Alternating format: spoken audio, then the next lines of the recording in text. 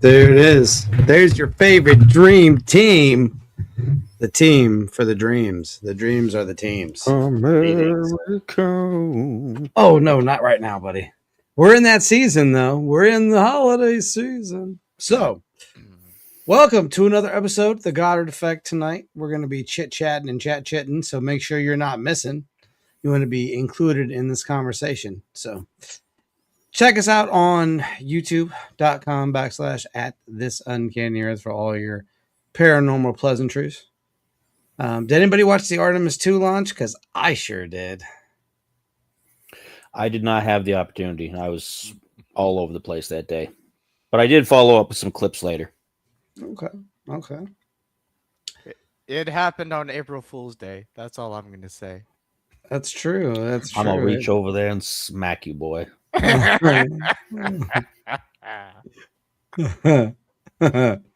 Yes. Interesting. I also need to have you construct one of those like little wooden things so that I can like do this and then you can smack yourself with it over there.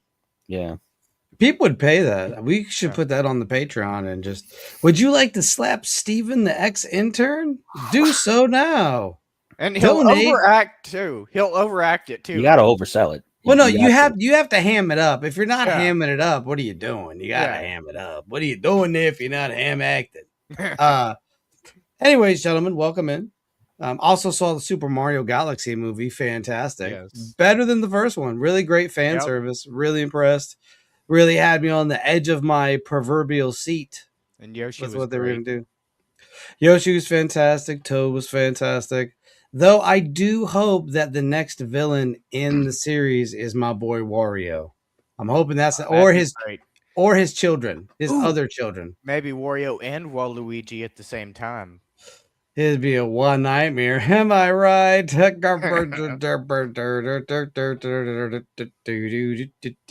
Anyways, enough of the chicanery tomfoolery that you're used to.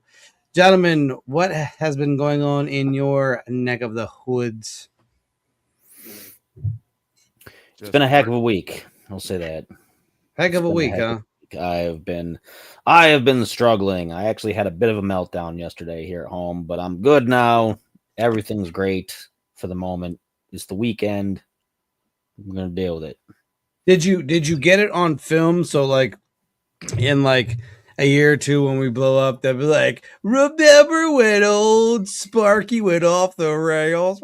No, it wasn't like when I'm playing a game on my game stream and I have to almost rage quit. It wasn't like one of those. There's a few of those on the YouTube. Those are fun. For my channel where I've just gotten into a situation where I've just been like, Rah! But it wasn't one of those. It was just something else. Don't Obafemi your Xbox, okay? Please don't Obafemi your Xbox. Oh, don't. It's awful. It's Vince McMahon. It's just Vince McMahon. It is. Anyways. It is.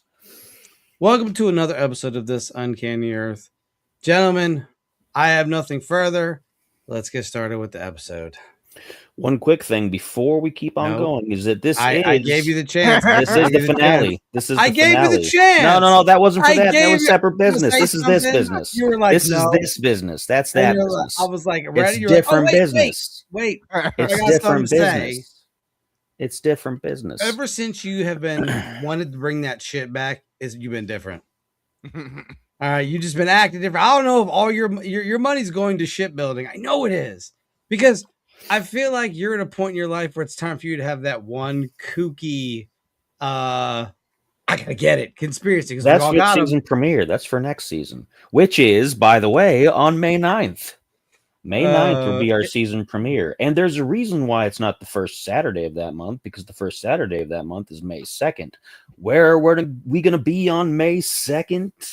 Well, 2 out of 3 of us at the very least are going to be in West Virginia for the Fallout Jamboree. I can't guarantee we're going to do any sort of live streaming down there.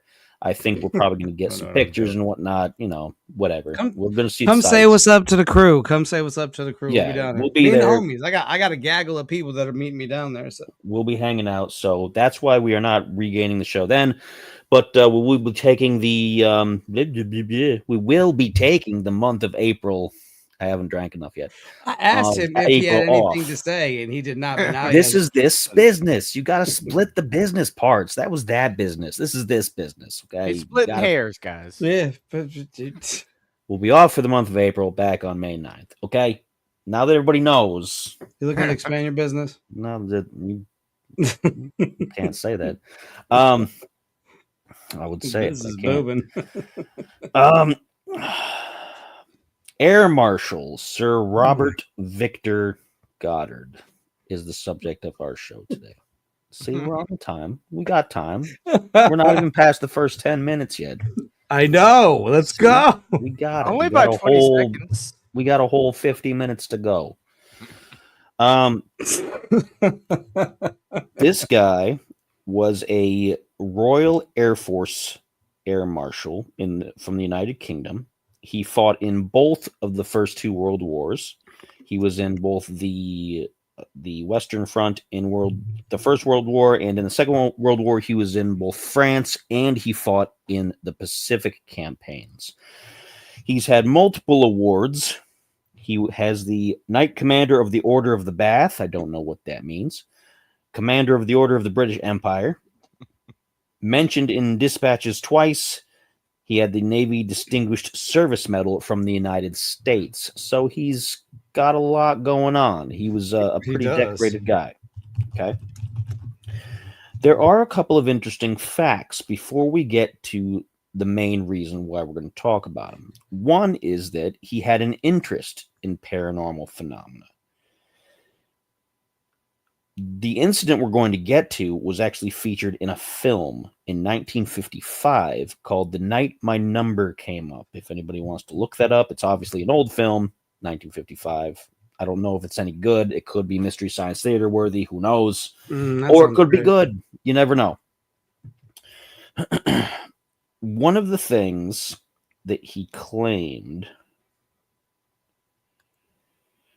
was that he claimed to have been the first person to use the term blimp in place of dirigibles. So while he's got these awards and he's got like a pretty high rank, he also has that, which is a weird kind of like, I'm the guy who invented the word blimp. I don't know if I quite believe it. It just seems like one of those things somebody would just come up with. But he came up with that during a tour of duty where he was patrolling for submarines in dirigibles. They would fly over the ocean and look for submarines. He commanded airship reconnaissance flights, a whole bunch of stuff. So he's seen some things. All right. Now, with all of that being said, first off, I want to ask the both of you. First, Rob, I'm going to ask you, do you think someone with these credentials seems like a credible source for something? If he saw something that he couldn't explain, that he thought this was weird and paranormal, do you think you'd believe him? Do you think he'd be making it up? I think I believe him. I mean, he's got the Order of the Bath, which is like chivalry. It's like it's some tag for I looked it up actually. Military officer.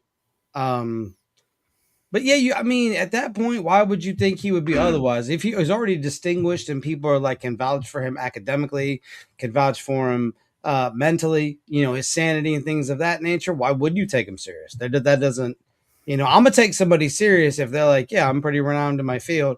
I saw a giant kraken, or I saw the giant squid.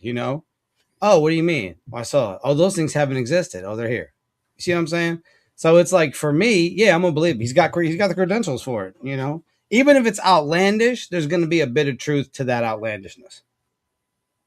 Steven, same question. Do you think this guy's a stand-up guy? Do you think he would be likely to be telling the truth about some kind of strange encounter?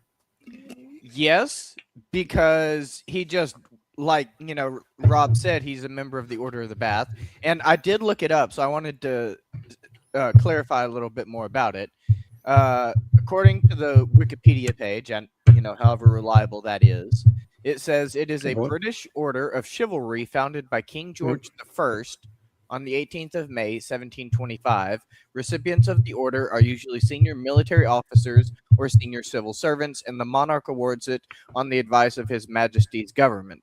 and it gives a little bit more about that, but you get the basic point. So, considering that it derives from the king, that seems to me like it would be a pretty reputable, title to hold in order to, verify his claims and back that up. And even if he did just want to say this as a joke amongst his friends, it doesn't seem like something you would, stake your title on and risk losing all this, honor and respect that you've gained over the years. Sounds about right. So let's get to what I'm insinuating about here in our episode tonight. This is one of, and I don't know if you will have heard about this. Apparently several websites that I looked this up on said it was one of the most famous potential time travel stories that exist, but I hadn't really heard of it. So I think one website said, oh yeah, this is super famous. And then another website said, hey, they said this was super famous. And then the third website said the same thing and they just repeated it. So I don't know how many people have actually heard of it. But the way it goes, is it super famous? We're going to find out, I guess. That's all I want to know. If the three sources have told me it's super famous, it better be super famous.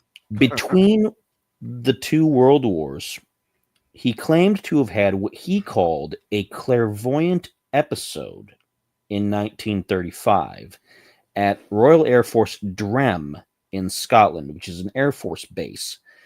It was a decommissioned base at the time. He claimed that he had been flying on a mission to inspect the airfield at Drem because they were considering recommissioning it, opening it back up because the rumblings were coming up for the Second World War.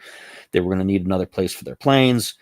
After flying through some rough weather, he found that the airfield was fully operational with planes and attending crew, officers.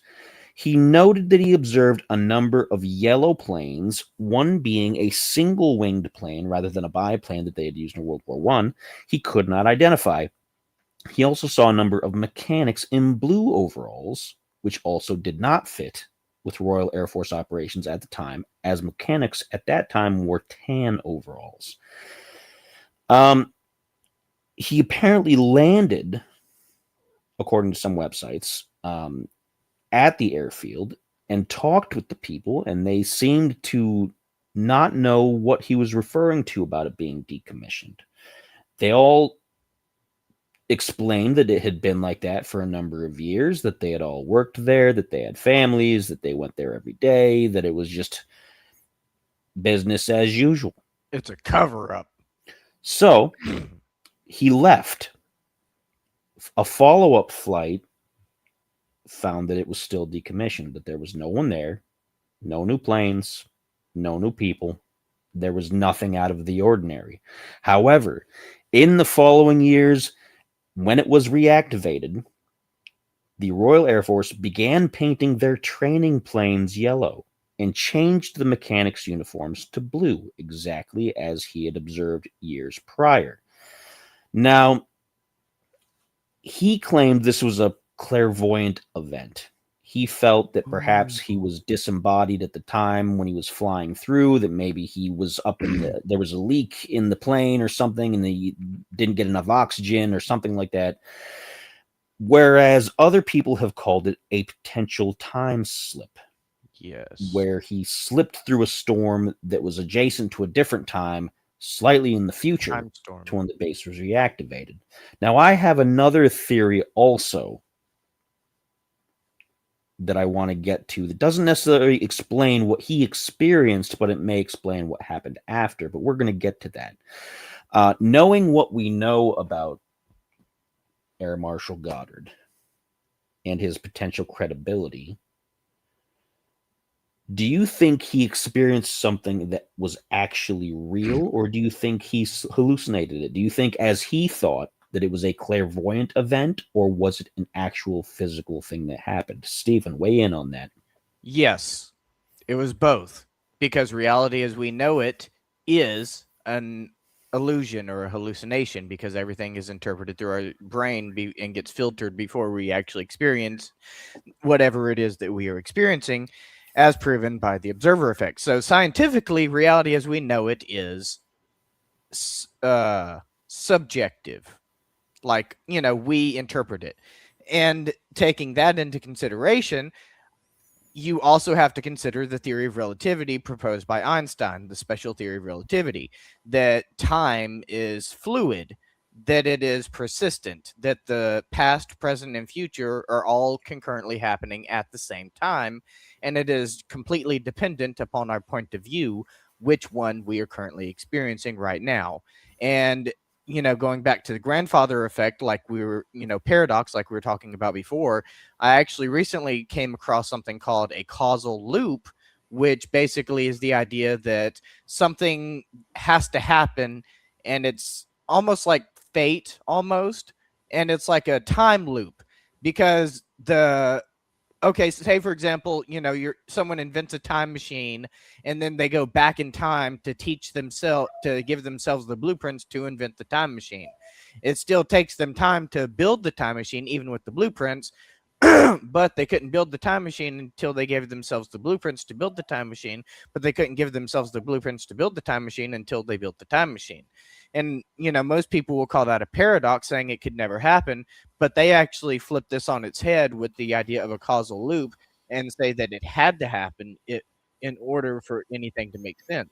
And that was the only way for it to happen. So if we take all that into consideration, then I believe that he went through a causal reality time slip and did enter another reality of some sort that we don't really understand. And that's the basis for predestination theory, which is Yes. a bit problematic depending on your notions of free will. If you're a free will absolutist, then you can't accept that necessarily, because you have to believe that, everything I do makes sense.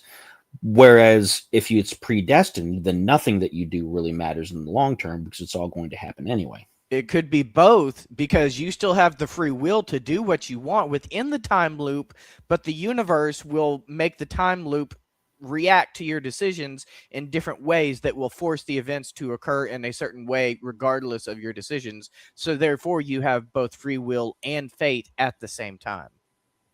It's an interesting conclusion. Rob, what do you think? What do you think happened to him? And what do you think about how we've discussed it from there?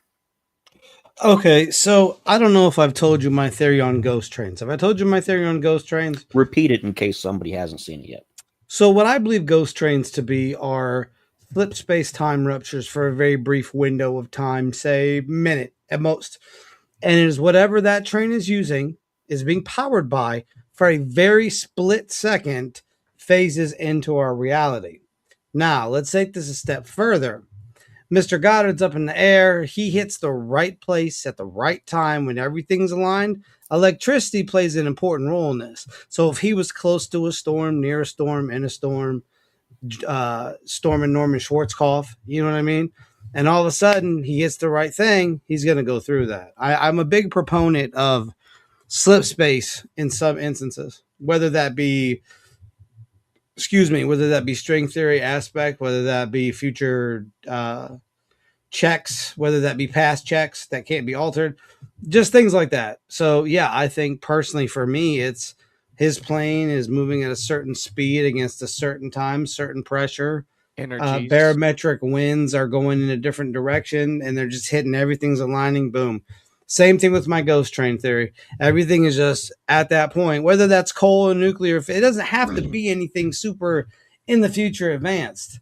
You know what I mean? It could be just a new way that they have made their train cars in just split second. It's in our reality, split second, it's gone. Or it's a memory from a past time, but albeit a different timeline. So it's a memory from a different timeline. A memory from the future. And listen, do I have proof of anything I just said? I have none. But it's just theories I like to enjoy to get my brain moving and thinking kind of outside the box. I would also like to add on to what Rob said, because he reminded me of something I recently heard about called pre-membering, where you can remember a memory from the future before it happens that will guide you towards making that memory happen. So it's like it's like self-fulfilling prophecy almost. Yes. Which we're also going to get to as well, but it's almost like deja vu, but a little bit farther removed. Yeah. Like instead of, I've done this before, it's I'm going to do this before. Again. Now, an interesting little tidbit I just want to throw in that isn't directly related to the story here, but it relates to the conversation that we're having about time and multiple universes. Recently, I was reminded of a short story by Frank Belknap Long, who was I don't want to say he was a student of H.P. Lovecraft, but he was a continuator of the stories of that universe. He wrote a short story called The Hounds of Tyndalos. Now, the actual story isn't what's important here. It's the bit of science that they put in there to try to legitimize the story that is interesting. This was done in 1929, and part of the science that they used to describe the multiverse was that time was always as it was all the time right now. That if you slip sideways into another time, it's something that's happening right now, but to you, it's the future or the past or That's something what else. I believe. Everything is all just going on in one extended moment that never ends, one infinity. And instead of going forward and backwards, everything moves sideways. And the Big Bang is the heat death of the universe. Which I thought was an interesting little bit of add-on. It's one of my favorite little short stories of the Cthulhu kind of mythos that wasn't written by Lovecraft himself, partially because some of that science is really interesting for the time. 1929 was before a lot of this multiverse stuff really picked up. So it was kind of a really advanced thought for what was going to come later. Yeah. Back on topic. When you mentioned self-fulfilling prophecy, I did. That leads to something that I think is really relevant to the story here. Now, I can't say for sure what he experienced. I don't know if he had a mental episode or if he physically landed something in a separate time, a separate universe, what have you. However, the fact that later on they rebuilt that base exactly the way that he had seen it possibly tells me that someone that he told the story to talked to somebody else, who talked to somebody else, who talked to somebody else, and they thought, oh, you know what? Painting our training planes yellow is a good idea. We should do that. Switching our mechanic uniforms from tan to blue, that sounds like a great idea. We should do that. Right.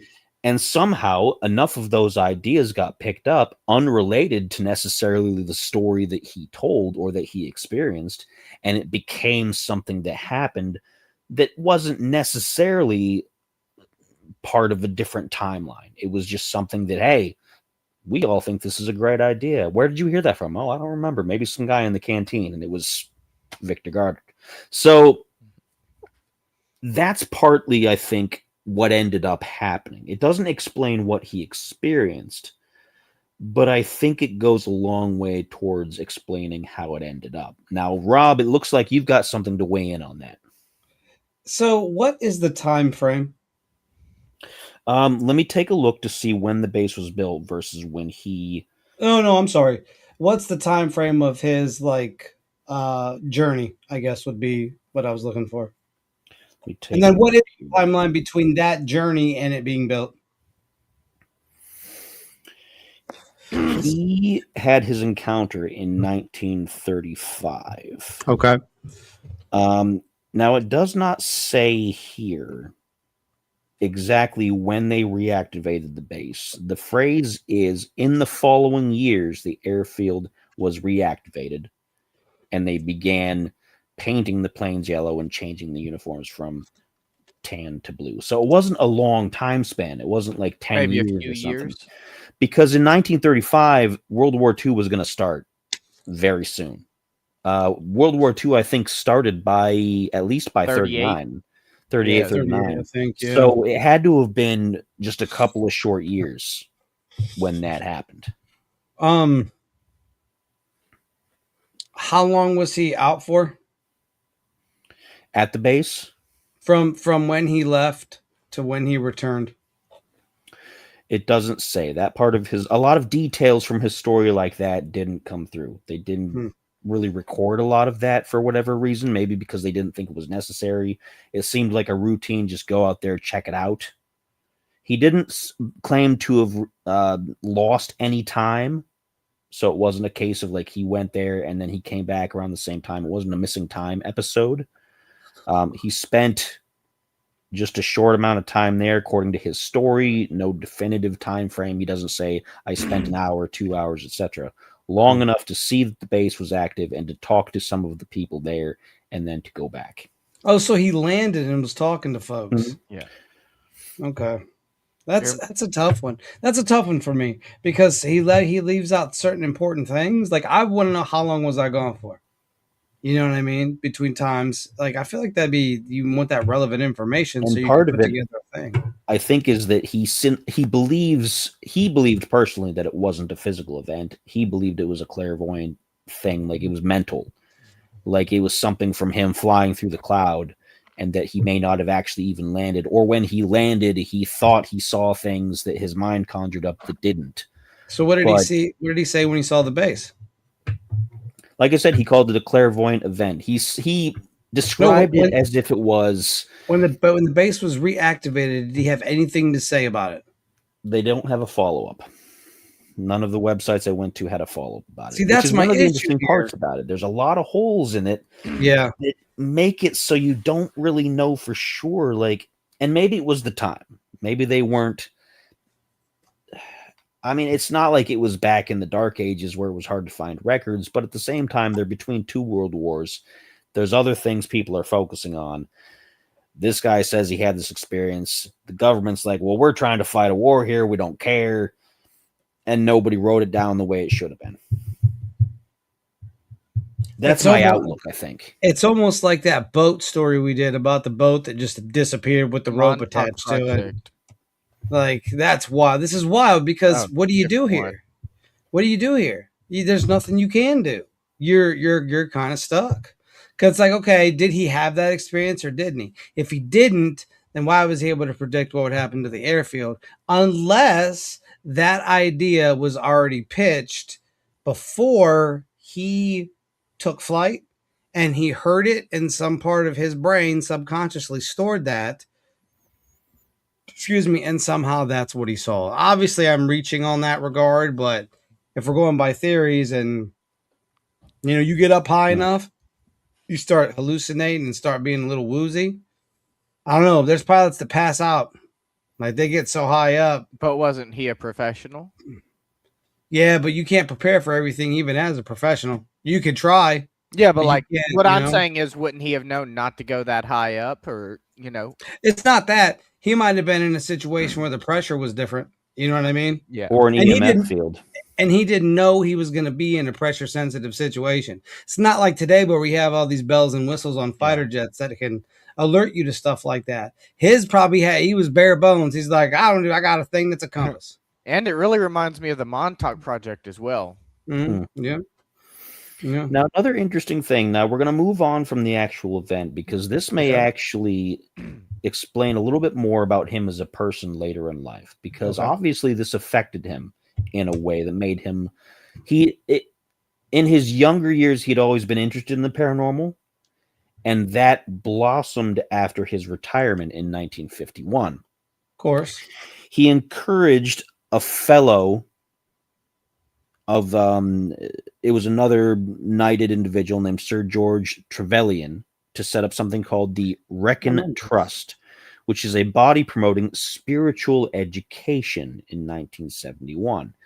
It took up a lot of his time in retirement. He became convinced of the reality of the spirit world. He spent many years investigating and lecturing on flying saucers.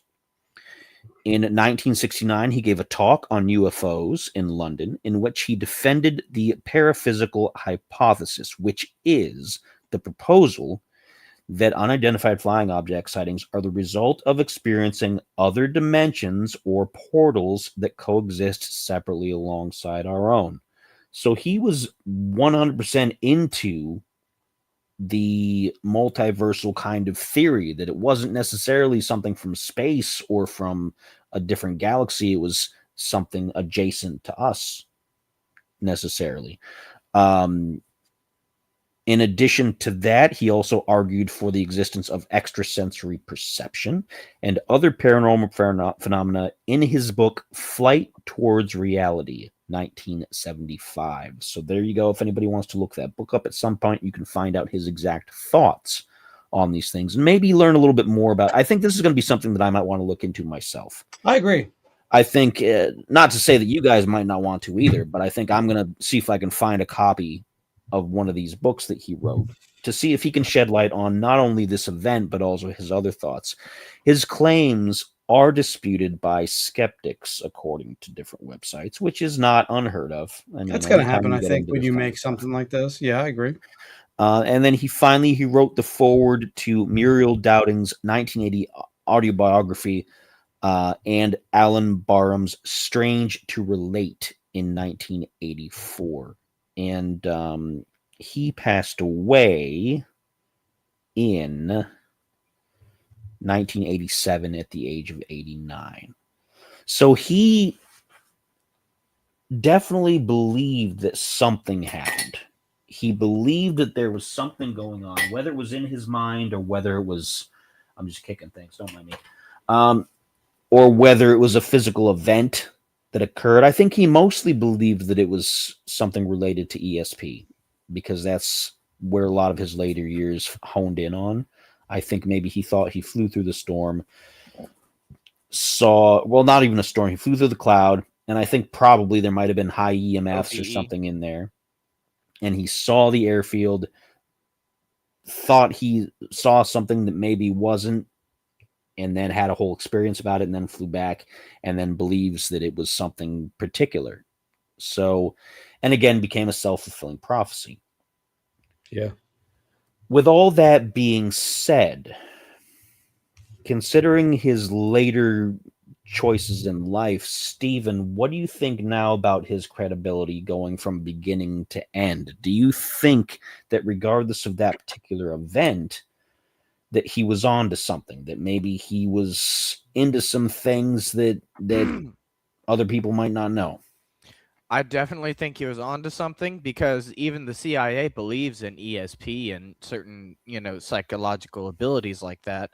And I think it was like I was talking about earlier. I think he might have gotten himself trapped in a causal loop where him having that experience where he got trapped in that storm and seeing whether it was real or just in his head, doesn't matter, because he came back from his storm and told that story with those particular colors, and those particular colors became reality because of his story. So it doesn't matter whether it was actually ESP or whether he imagined it all.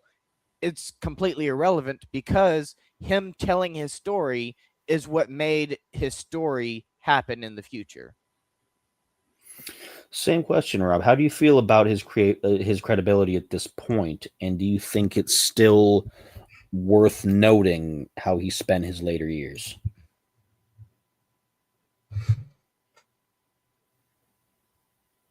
So I don't think his credibility is necessarily hurt. However, I do think that his story has too many holes for me to put 100%. Yeah, this is what this guy did, saw, whatever, what have you. I can buy into the notion of the hallucination, right? I can buy into that. Yeah. If that's what he thinks happened, I go with what he thinks happened, honestly. And I think that he just knew.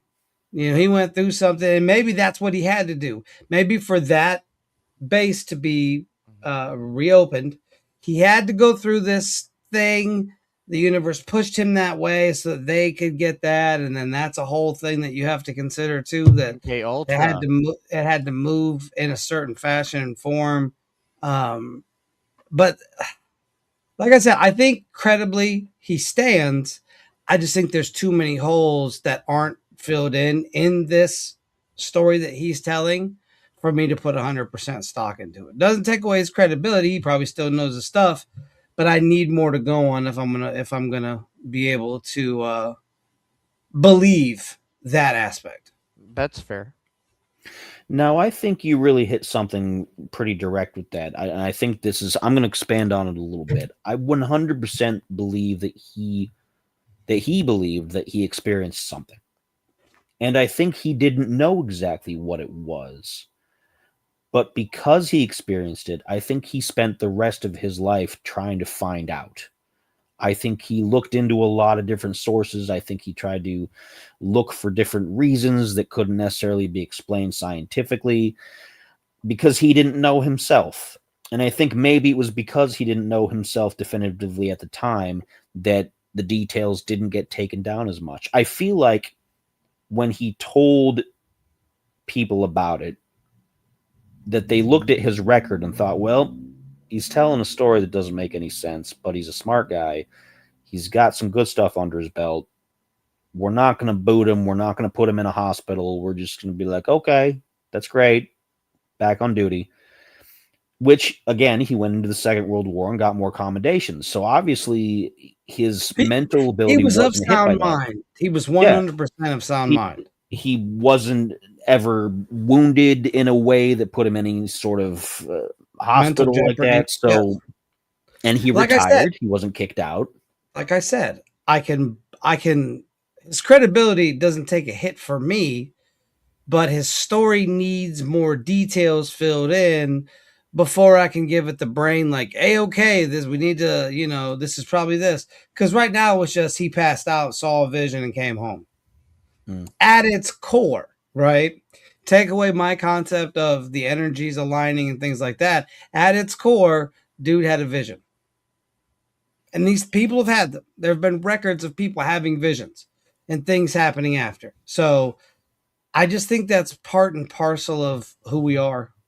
It's, time is left and right. It isn't up and down, right? So if we base it on that fact of time being left and right, at some point, all of those things are going to happen.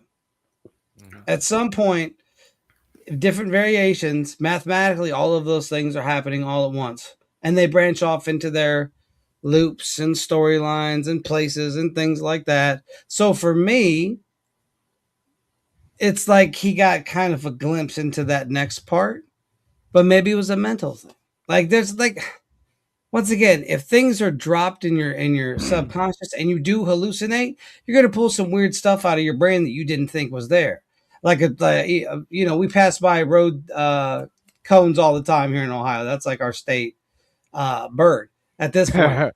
So like if you go to sleep one night and have a dream that a giant road cone's coming to get you, you dreamed about it earlier in the day. So if it is a hallucination, did he already have this information in his head? Even if his superior officer just said something like, you know what they should do? They should make this airport awesome again with some yellow planes and some blue jumpsuits. That would really wowzer dowser him, right, guys? And so he took that, right? He took that information, stored it in the subconscious. So when it was hallucination time, he put that forward, right? And then lands, gets out. That's the way I look at it sometimes, because I try to look at it from a scientific point of view, and that's about as scientific point of view as I can get. That makes sense. And what airport is complete without a statue of Baphomet? Sure. I guess. I don't know what that has to do with anything, but all I know is I need more detail in that story. It's an Illuminati conspiracy theory. Now, another thing, an interesting thing, because this leads to kind of a larger conversation that we're only going to touch on because we don't have a lot of time left, but we still have some time to get into it. We've got time and time left. In that this is not the first time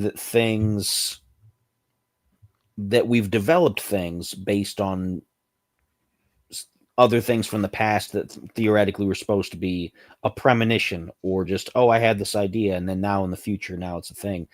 It especially happens now with entertainment. We've got old sci-fi shows from the 60s with all these gadgets and all this stuff that are, this is the future. 2000s.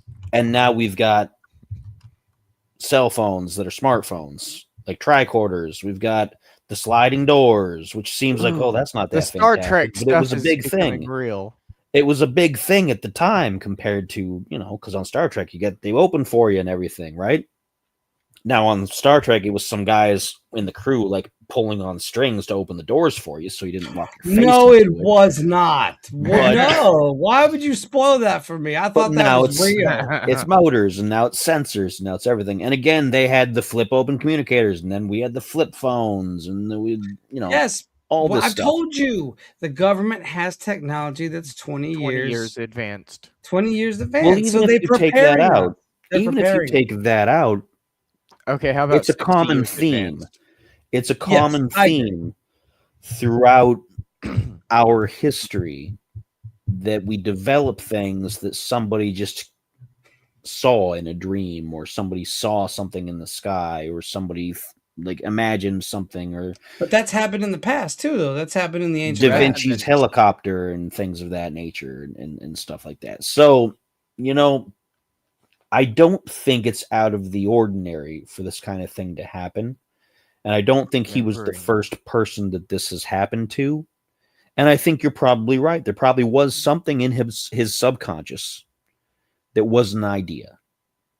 It was just an idea at the time, or it was something got tossed back and forth, nothing definitive.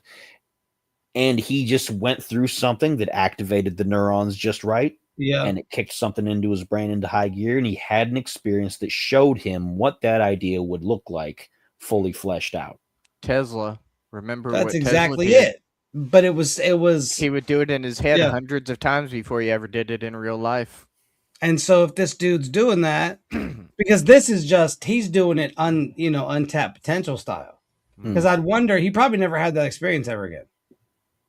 He did spend the rest of his life Trying to figure it attempting out. he was looking into ESP. He was trying to do all these things. He gave lectures on dimensional UFOs as opposed to outer space UFOs, and I he mean, listen, believed. He would That's the best way to do it. He went and put his money where his mouth was and said, I'm going to go figure out what this is.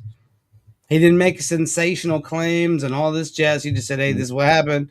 But I don't know how it happened. But let me see if there's other people that know or have similar experiences. Because that's how we learn is from each other. Research. If a spider disappears for a week, comes back and says, I was 20 years in the future, you got more handsomer, which is crazy. I don't know how that would happen. Well, but we he got to ask says more you know what I'm questions saying? about the future so we can try to track down what happened. But when he comes back after that week to tell me these things, I'm going to want details. I'm going to be, okay, you were gone for a week. We would come down, we sit down, come out with a plan. Like you were gone for a week. What sequence of events did you do to make this happen? And I think that's what he did. I think he got into that realm of like, okay, mathematics, higher mathematics and things like that. I mean, he wasn't crazy. Yeah, that's true. That's one of the things that stands out because he went through a Second World War being commended and leading troops and leading the most fighter intelligent squadrons. people are often called insane.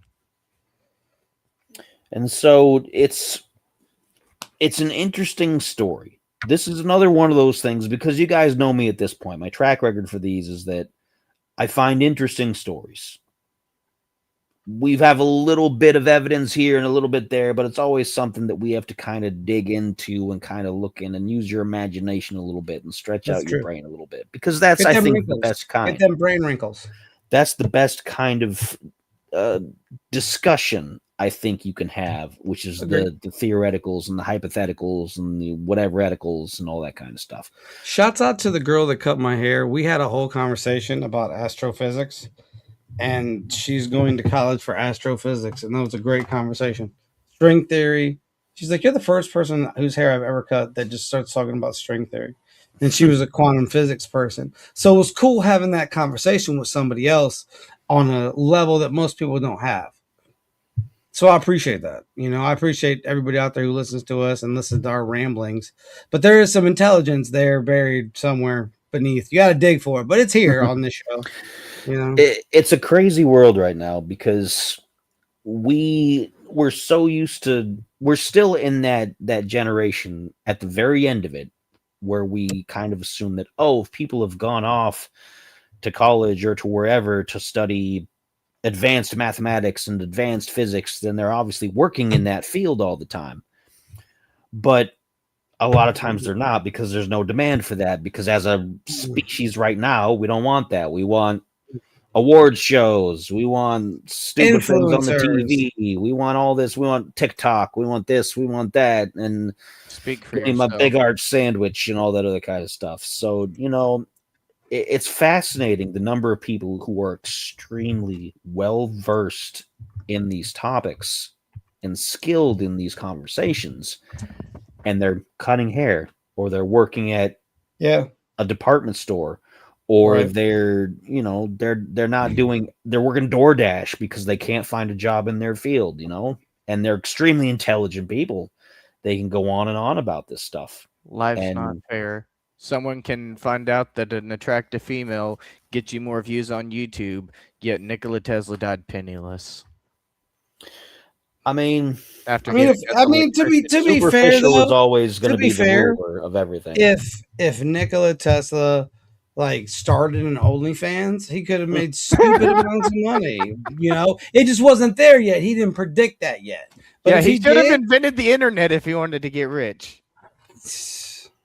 But yeah, I mean, but it is nice to have people in the field that you can look into without them being complete wackadoodles. I had a conversation with somebody earlier for a secret thing, and we were talking about certain people in the paranormal community as a whole that like to sensationalize every single thing that happens. Mm. We've known several. We found this. Let's make a big deal. It's probably this and that, but it really isn't. And so we only basically, hey Lee, what's up? What's up, Rando? Lee's here. What's up, buddy? We only are the minuscule scratching stages of all of that. That's the problem. You know, it's like, what do? You know, you got to keep looking for the right answers. You know, so what do you do? A weird spot where we're starved for smart things, but we don't want it to come between our basic entertainment. No, I want it to replace our basic entertainment. Well, that's individuals, though. As I'm talking, as a society right now, you want to know so many things. That's why people have so much stuff going on the internet. They're looking up so much stuff all the time. They're Metal Gear Solid 2 tried to warn us, but we will be drowned in useless information. You're not looking for information to become smarter. You're looking for information to be entertained by that information, which is different, because we're kind of trained to just be like, you know what, just sit back, be comfortable, just watch the TV, watch the TikTok, watch the YouTube, read the Reddit thread. Do this, do that. Watch a bunch of people argue online because it's hilarious. You know, that's exactly what Kojima was trying to warn us about with the AI conversation in Metal Gear Solid 2. You're drowning in trite, pointless, useless information. Everyone has a voice, and not everyone needs a voice. There's a fine point to that, but we're not going to get into that. That's a different conversation. But still, regardless, that's where we're at. We're at a point where we're so oversaturated with so much knowledge, and not 90%, probably a little bit less than that, probably like 80% of it is knowledge that really isn't necessary, that really isn't important, that's not going to enrich your life in any meaningful way. It's not going to make you a better person. It's not going to give you a reason to have a better conversation with your neighbor. It's just going to be some dumb thing that's like, oh yeah, now I know all these great, fantastic things, but they're absolutely useless. And it's different from having useless facts, because useless facts are fun. Yeah, they're fun. It's just actual useless information that is never going to benefit you or anybody in any way other than, oh, that's funny. And it's funny for a split second, and it's never funny. And then it's gone, replaced by the next funny thing. And that's the loop that we're in. We're not in the causal loop. We're in the dominating loop of just like, ha, ha, ha, that's hilarious. That's how they keep us distracted and exhausted so that they maintain their power. It's the Roman bread and circuses. It is. Yep. It is. That's it's a great analogy for that. They had the Colosseums, they had everything, because they figured, you know what, here's bloodthirsty entertainment. Even the movie theaters have taken second place to the fact of just internet video and everything like that. Yep. So, and it was an interesting journey to get to this conversation from Victor Goddard, but we got there and it's connected on some level, which is another hallmark of my episodes because they always go in this weird loop of who knows where it's going to come around. This has been another useless fact. The more you know. Or don't. Closing thoughts. I think, once again, at the risk of repeating myself, that Victor Goddard was on to something. I think he did experience something. I can't say what it was, but I think he experienced something, and I appreciate what he did the rest of his life to try to learn more about it, to try to explain it in some way, and try to help guide other people into probably finding those answers. Whether anybody actually found anything out about what happened, or it was just a mundane thing that just was bound to happen anyway, I still think that it was he had a fascinating life for being in 2 world wars and then going on to talk to people about dimensional UFOs and things of that nature. So, final thoughts, Rob, what do you think? So, like I said, man, the fact that he had that experience and then went on to try to figure out why that experience happened, that's somebody who really wanted to know what was going on. It wasn't sensationalized. He wasn't out there like, buy my 6th book, buy my 7th book, Return of this guy. You know what I mean? He was out there in his retirement like, I got to find out what is going on in the world. Because, I mean, listen, if something like that happens to you, that switches up your whole mental state. Because then you're going to start questioning everything. You're going to be looking like the conspiracy guy with his hand everywhere. You know what I mean? That's exactly what it's going to become. That guy right there. And so at that point, though, at least instead of him just like, fading away, he took that and ran with it and said, you know what? I want to educate other people on this stuff and the things that happen and what I think these things. Like, I'm excited to learn more about him, actually. The sources are kind of light. It seems like such an interesting guy, and there's just not. I am going to look for his books, though. I think that's really where it's going to be. You're really going to get into his head a little bit with the books. Meat and potatoes. Steven, final thoughts? I think the important thing to realize here is that he actually tried to learn something. He tried to study and research. And from what we've studied here, it sounds like no one really wanted to help him. No one was interested in his story, and everyone was too busy with something else to really pay any attention to this poor man. And as a result, now his story is clouded in vagueness and obscurity forever, just because they found other things more interesting than something actually intelligent, because they were more interested in war than something mysterious and strange. So that has been your depression moment of the episode. So, and I think that's it. Don't forget, May 9th, we're going to be off a whole month.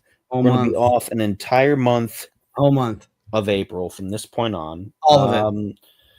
I'm not doing anything for it, but I hope you guys enjoy your holiday tomorrow. Look forward to it. I'm going to be streaming probably almost the entirety of the day. So if anybody wants to pop over to Twitch, I'll be over there playing games, eating food, just shenanigans, like usual. But until then, of course, like I said, we're off April, and we'll see you again on May 9th for another set of episodes from this Uncanny Earth. And that's my part done. You did segue into me, though. You're supposed to segue. Yeah. I left that long silence for you. I thought you were going to just take No, you got to introduce him. That was an implied... It was more just sad silence, is what that was. People tuned out a long time ago. Now this is after. We can edit this in post. Anyways, we'll be back in May with some new stuff. We're gonna be getting into some string theory, some interesting information about Dyson spheres, and all the fun stuff you love, even maybe some spooky monsters. Anyways, until we come back in May, join us down in West Virginia, Sutton, West Virginia to be exact, for the Fallout Jamboree Festival of All Time Greatest Event Award. And come hang out with me. Come hang out with my boy Kenny. Come hang out with my co-Spider. We will probably do something stupid like a show in town because we just do what we want to do. That's what it is. So if you've enjoyed what you've seen today, please consider heading on over to our website, this Uncanny Media or uncannymedia.net. Sorry, that was a mess. Uncannymedia.net, all the updates you need, all the awesome stuff related to what we've got going on. We got some new stuff that's going to be dropping in. So head on over there and goof around. And as always, why be boring when you can be uncanny? We will see you folks in about a month. Peace.